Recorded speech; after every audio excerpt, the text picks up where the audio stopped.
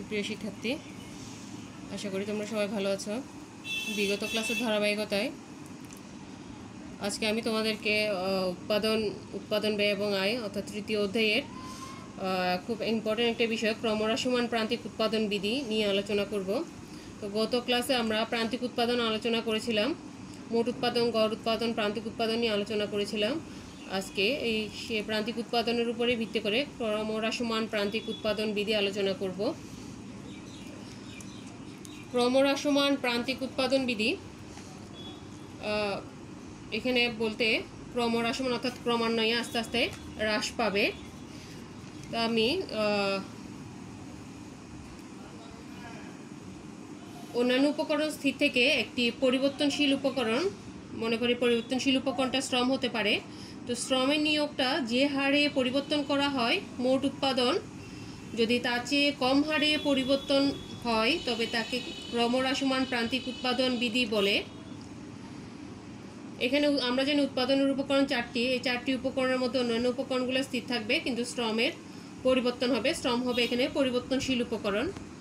অর্থনীতিবিদ টার্গো সর্বপ্রথম এই বিধিটি ব্যাখ্যা করেন। পরবর্তীতে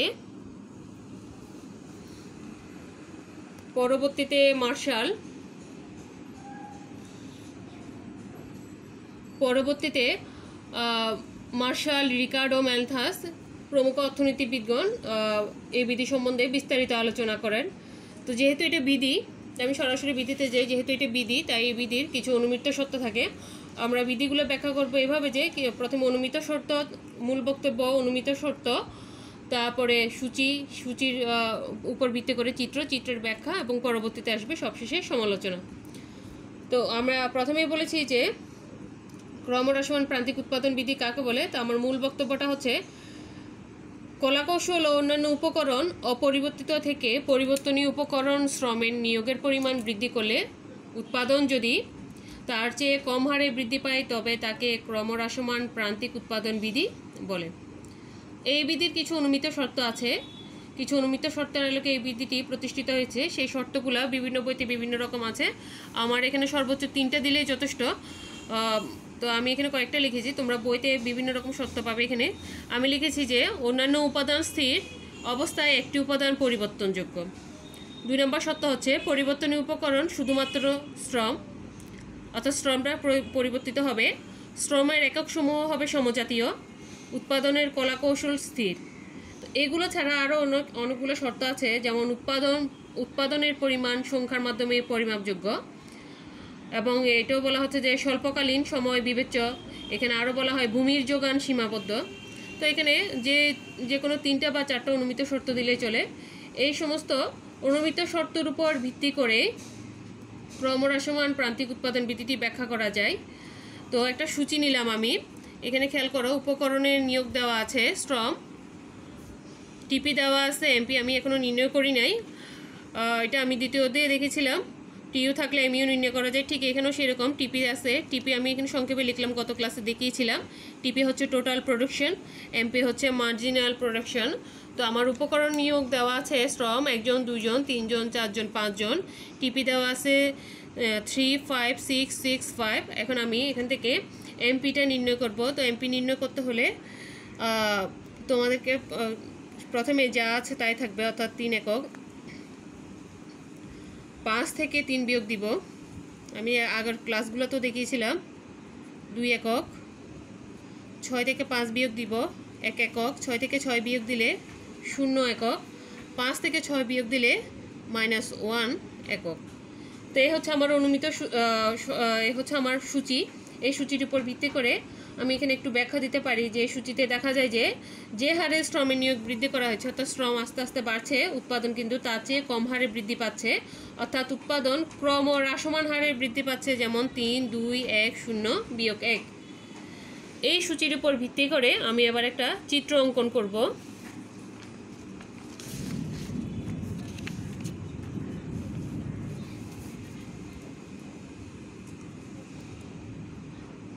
পেন্সিল দিয়ে স্কেল ব্যবহার করে অঙ্কন করবে। আমি এখানে লিখলাম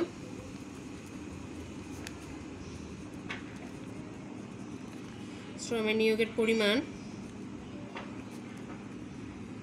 এখানে মোট উৎপাদন টিপি এমপি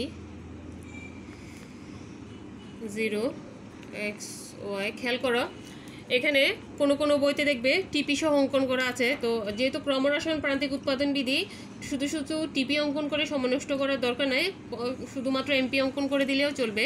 কিন্তু আমি আজকে তোমাদেরকে টিপি সহ অঙ্কন করে দেখাবো, কেননা কোনো প্রশ্নের মধ্যে দেওয়া থাকে যে মোট উৎপাদন রেখা অঙ্কন করো। তাহলে সেই ধারাবাহিকতায় অর্থাৎ আমি একসাথে দুইটাই অঙ্কন করে দেখাচ্ছি, একই সাথে যেন আমরা দুইটা অঙ্কন করতে পারি। কিন্তু ক্রমহ্রাসমান প্রান্তিক উৎপাদন বিধি বলে আমরা শুধুমাত্র এমপিটা অঙ্কন করলে চলে। তবে টিপি অঙ্কন করলেও কোনো ভুল নাই, করা যায়। তো শ্রমের নিয়োগ দেখাচ্ছে 1 2 3 4 5 1 2 3 4 5 6। তা আমি এখানে দেখতে পাচ্ছি, আমি যদি প্রথমেই টিপিটা অঙ্কন করি, কোথাও যদি বলে যে টিপি রেখা অঙ্কন করো, তাহলে তোমরা এখান থেকে বুঝতে পারবে এটা একজন শ্রম, তখন টিপি হচ্ছে 3 একক।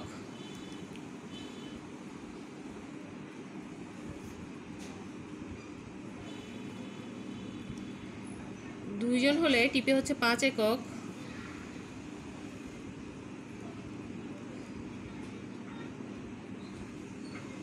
তিনজন হলে টিপি হচ্ছে 6 একক। 4 জন হলে টিপি হচ্ছে 6 একক। 5 জন হলে টিপি হচ্ছে 5 একক। তাহলে আমি এই বিন্দুগুলো যোগ করলে যে রেখাটা পাই সেটার নাম হচ্ছে টিপি রেখা। এটা মূল বিন্দু থেকে আসতে পারে। তো কোথাও যদি বলে টিপি রেখা অঙ্কন করতে, এভাবে আমরা টিপি রেখা অঙ্কন করব।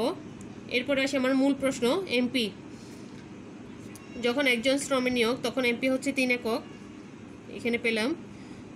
2 জন হলে এমপি হচ্ছে 2 একক। 3 জন হলে 1 একক। 4 জন হলে 0। 5 জন হলে -1। এই কারণে আমি এখান থেকে একটা মান নিলাম -1।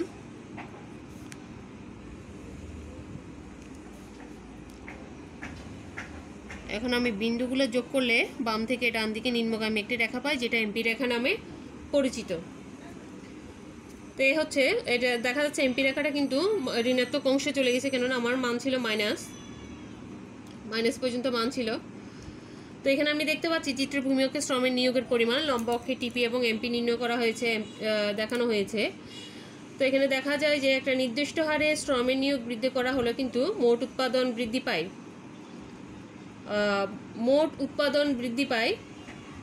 অর্থাৎ মোট উৎপাদন ক্রমহ্রাসমান হারে বৃদ্ধি পায় ঠিক, কিন্তু ক্রমহ্রাসমান হারে বৃদ্ধি পায়। মোট উৎপাদন রেখা এই কারণে প্রথম দিকে ঊর্ধ্বগামী হলো, দেখা যাচ্ছে এটা একটা জায়গায় ঊর্ধ্বগামী, পরবর্তীতে সেটা নিম্নগামী হয়ে যাচ্ছে। অপরদিকে প্রান্তিক উৎপাদন রেখা নিম্নগামী এবং এটার ঢাল হচ্ছে ঋণাত্মক ঢাল সম্পন্ন বলা যায়, কেননা এটা -1 অংশে চলে আসছে, মাইনাস অংশে চলে আসছে। এই জন্য এখানে ক্রমহ্রাসমান প্রান্তিক উৎপাদন বিধিটি কার্যকর বলা যায়।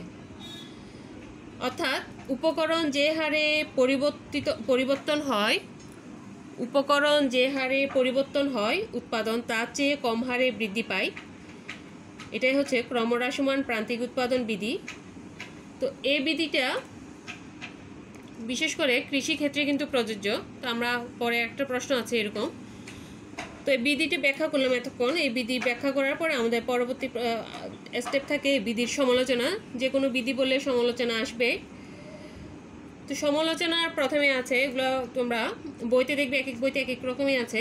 যদি আরেকটা কথা বলি, যদি তোমাদের মনে অনেক সময় নাও থাকতে পারে সমালোচনাগুলো, তাহলে যে শর্তগুলো দিয়েছ শর্তগুলোর ব্যতিক্রম লিখে দিলেও কিন্তু অনেক সময় হয়ে যায়।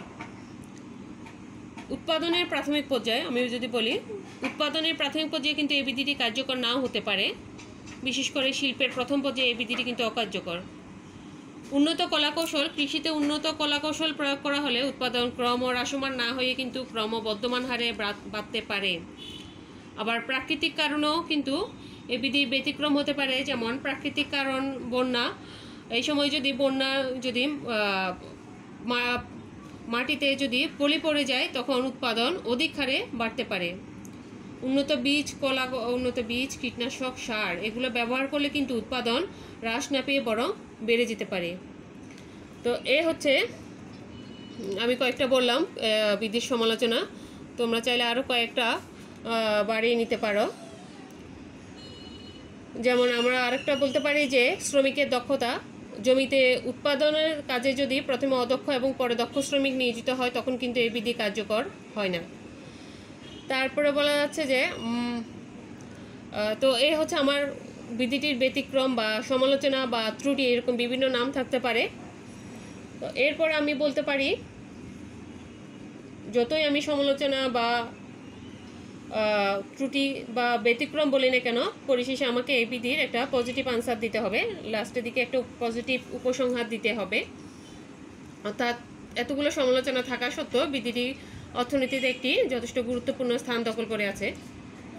পরবর্তীতে তোমাদের প্রশ্ন থাকতে পারে যে এই বিধিটি কৃষিক্ষেত্রে ক্রমহ্রাসমান প্রান্তিক উৎপাদন বিধিটি কার্যকর কিনা, বা কৃষিক্ষেত্র ছাড়া অন্যান্য কোন কোন ক্ষেত্রে এই বিধিটি কার্যকর। তো আমি তোমাদেরকে একটু দেখাই, এখানে দেওয়া আছে, খেয়াল করো। ক্রমহ্রাসমান প্রান্তিক উৎপাদন বিধি অনুযায়ী উৎপাদনের অন্যান্য উপকরণ স্থির থেকে কোনো একটি উপকরণ ব্যবহার বাড়াতে থাকলে মোট উৎপাদন বাড়ে, কিন্তু প্রান্তিক উৎপাদন ক্রমশ হ্রাস পায়। অর্থাৎ মোট উৎপাদন ক্রমহ্রাসমান হারে বৃদ্ধি পায়, মোট উৎপাদন বৃদ্ধি পায়, খেয়াল করো, কিন্তু ক্রমহ্রাসমান হারে বৃদ্ধি পায়। উৎপাদনের এই অবস্থাকে ক্রমহ্রাসমান প্রান্তিক উৎপাদন বিধি বলে। এই বিধিটি বিশেষভাবে কিন্তু কৃষিক্ষেত্রে প্রযোজ্য, কারণ ভূমির উর্বরা শক্তি অসীম নয়। অর্থাৎ একই ভূমি যদি বারবার ব্যবহার করি তার প্রাকৃতিক নিয়মে কিন্তু তার উর্বরা শক্তি হ্রাস পায়, যার কারণে উৎপাদনও হ্রাস পায়। আবার বলা আছে যে ভূমি প্রকৃতির দান, ভূমির যোগান সীমাবদ্ধ, বিশেষ করে ভূমির উপর কৃষি সর্বাধুনিক নির্ভরশীল। ভূমিতে কৃষি উৎপাদন বৃদ্ধির লক্ষ্যে যে হারে উপকরণ প্রয়োগ করা হয় উৎপাদন সেই হারে বৃদ্ধি পায় না, বরং কম হারে বৃদ্ধি পায়। তোমরা খেয়াল করা আরও আছে, শিল্পক্ষেত্রে যে ধরনের উন্নত ধরনের যন্ত্রপাতি ব্যবহার করা হয় কৃষিক্ষেত্রে তার চেয়ে নিম্নমানের যন্ত্রপাতি ব্যবহৃত হয়, তাই এই বিধিটি কৃষিক্ষেত্রে প্রযোজ্য। ঋতুভিত্তিক পেশা, কৃষিকাজ সারা বছর ব্যাপী হয় না, ঋতুভিত্তিক চাষাবাদ হয় বলে এই বিধি কৃষিক্ষেত্রে বেশি প্রযোজ্য। যথোপযুক্ত তদারকির অভাব, অর্থাৎ শিল্পক্ষেত্রের তুলনায় কৃষিক্ষেত্রে যথোপযুক্ত তদারকির অভাব রয়েছে, তাই এই বিধিটি কৃষিক্ষেত্রে বেশি প্রযোজ্য। শ্রম বিভাগ, উন্নত ধরনের কলাকৌশল এখানে উপযুক্তভাবে ব্যবহার হয় না বিধায় শ্রম বিভাগে পরিবর্তন সাধিত হয় না, তাই এই বিধি কৃষিক্ষেত্রে বিশেষভাবে প্রযোজ্য। তাই বলা যাচ্ছে যে উপরোক্ত কারণগুলোর প্রেক্ষিতে এভাবে বলতে পারি যে ক্রমহ্রাসমান প্রান্তিক উৎপাদন বিধিটি কৃষিক্ষেত্রে প্রযোজ্য। আবার এর সাথে তোমাদের অনেক সময় প্রশ্ন থাকে উৎপাদন বিধিটি কি কৃষিক্ষেত্রে ছাড়া অন্যান্য কোন কোন ক্ষেত্রে প্রয়োগ করা হয়। তো আমি এখানে কৃষি ছাড়া অন্যান্য ক্ষেত্র ক্রমহ্রাসমান প্রান্তিক উৎপাদন বিধির প্রয়োগটা একটু ব্যাখ্যা করি। তোমরা খেয়াল করো, শিল্পক্ষেত্রে ক্রমহ্রাসমান প্রান্তিক উৎপাদন বিধি বিলম্বে কার্যকরী হয়, কারণ প্রথম দিকে শ্রম এবং মূলধন বৃদ্ধির ফলে শিল্পক্ষেত্রে অভ্যন্তরীণ এবং বাহ্যিক ব্যয় সংকোচনের সুবিধা পাওয়া যায়, ফলে একক প্রতি উৎপাদন খরচ হ্রাস পায় ও ক্রমবর্ধমান মাত্রাগত উৎপাদন সুবিধা অর্জিত হয়। কিন্তু শিল্প কারখানার আয়তন সীমাহীনভাবে বৃদ্ধি করা সম্ভব নয়, সুতরাং নির্দিষ্ট সময়ের পর শ্রম এবং মূলধন অধিক পরিমাণে নিয়োগ করলে উৎপাদন ক্রমবর্ধমান হারে না বেড়ে ক্রমহ্রাসমান হারে বাড়তে থাকে। খনিজ ক্ষেত্রে কয়লা, লোহা ইত্যাদি উত্তোলনের জন্য যত খনির গভীরে যেতে হয় এর জন্য তত আলো বাতাসের প্রয়োজন হয়, ফলে উৎপাদন খরচ বৃদ্ধি পায়, কিন্তু খরচের অনুপাতে উৎপাদন বৃদ্ধি পায় না, সেজন্য খনিজ ক্ষেত্রে এই বিধিটি কার্যকর হয়। বনজ সম্পদ আহরণের জন্য যতই গহীন অরণ্যে যেতে হয় ততই আহরিত সম্পদ হতে আয় কম পাওয়া যায়, অর্থাৎ ব্যয়ের তুলনায় এটা কম হয়, এক্ষেত্রে এই বিধিটি প্রযোজ্য। সবশেষে আমি বলতে পারি মৎস্য ক্ষেত্রে যেমন নদী, নালা, খাল, বিল, পুকুর হতে যত ইচ্ছা মাছ ধরা যায়, যত খুশি মাছ ধরা যায়, কিন্তু ধরতে ধরতে এক পর্যায়ে তার পরিমাণটা হ্রাস পায়, অর্থাৎ ক্রমাগত অধিক পরিমাণে মাছ ধরলে বেশি পরিমাণ শ্রম, জাল, নৌকা, প্রয়োজনীয় যন্ত্রপাতি ব্যবহারের জন্য বেশি ব্যয় করতে হয়, অর্থাৎ ব্যয়ের পরিমাণটা তখন বেড়ে যায়, ফলে মাছ সংগ্রহের চেয়ে মাছের উৎপাদন ব্যয়টা বেশি হয়ে পড়ে। সেজন্য এই ক্ষেত্রে বিধিটি মৎস্য সংগ্রহের বিধিটি প্রযোজ্য বলা যায়। অর্থাৎ আমি দেখতে পাচ্ছি যে কৃষিক্ষেত্র ছাড়াও শিল্পক্ষেত্রে, খনিজ পদার্থের ক্ষেত্রে, বনজ সম্পদের ক্ষেত্রে এবং মৎস্য ক্ষেত্রেও কিন্তু এই বিধিটি প্রযোজ্য। তাই আমি বলতে পারি যে ক্রমহ্রাসমান প্রান্তিক উৎপাদন বিধিটি শুধুমাত্র কৃষিক্ষেত্রে প্রযোজ্য নয়, আরও অন্যান্য ক্ষেত্রেও প্রযোজ্য হয়। তো এ হচ্ছে শিক্ষার্থীরা, এ হচ্ছে আমার আজকের আলোচনা। তো তোমরা খেয়াল করবে আমাদের কোনো বইতে যে এরকম একটা প্রশ্ন থাকে যে হয়তোবা এমপি দেওয়া থাকে, বলা হচ্ছে যে টিপি রেখা অঙ্কন করো, আশা করি আমরা করতে পারবো। আবার বলা হচ্ছে যে এমপিটা সহ দেওয়া থাকে, বলা হচ্ছে যে কোন বিধি এখানে কার্যকর, তখন আমরা এমপিটা দেখে বুঝতে পারবো যে এখানে কোন বিধিটা কার্যকর। আবার এমনও দেওয়া থাকে এমপি হয়তো দেওয়া থাকে না, তো টিপি দেওয়া থাকলে টিপি থেকে আমরা এমপিটা অঙ্কন করতে পারবো। তারপরে বলা হয় যে কোন বিধিটি কার্যকর হয়েছে, বিধিটি কোন ক্ষেত্রে বেশি কার্যকর, বা কৃষিক্ষেত্র ছাড়া আর কোন কোন ক্ষেত্রে বেশি কার্যকর। তো আমরা আশা করি প্রশ্নগুলোর উত্তর দিতে পারবো এইভাবে। তো আমি আজকে বিস্তারিত আলোচনা করলাম ক্রমহ্রাসমান প্রান্তিক উৎপাদন বিধি নিয়ে। এছাড়া আছে ক্রমবর্ধমান এবং সমানুপাতিক বা স্থির প্রান্তিক উৎপাদন বিধি। আমি চেষ্টা করবো আগামী ক্লাসে আমরা এই বিষয়গুলো নিয়ে আলোচনা করার জন্য।